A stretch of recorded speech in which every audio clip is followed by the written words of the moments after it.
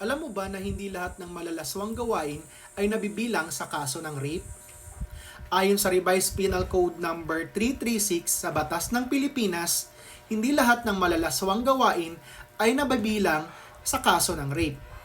Meron tayong tinatawag na acts of lasciviousness. Ang acts of lasciviousness ay ang paggamit ng dahas o ng lakas. Ang biktima ay walang malay at ito ay nagkakaedad ng 16 pababa. Ano-ano ang mga halimbawa ng acts of lasciviousness?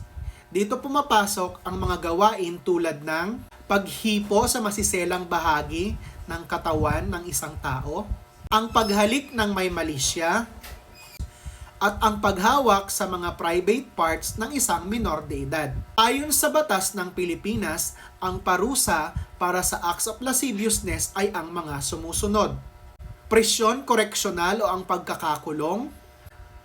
Mas mabigat ang parusa kapag ang biktima ay isang minor de edad dahil sa Republic Act 7610. Hindi lang acts of lasciviousness ang maaaring ikaso sa isang perpetrator. Subalit laging tatandaan, kapag nagkaroon ng penetration, ito ay hindi na acts of lasciviousness. Isa na itong kaso ng rape ayon sa Republic Act 8353. Laging tatandaan, walang biro-biro sa batas. Hindi biro ang panghihipo. Hindi biro ang paghalik ng may malisya.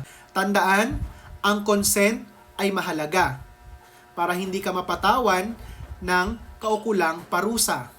Ako si 124, ang iyong certified kupal, nagpapaalala, protect yourself, know your rights, huwag kang kupal.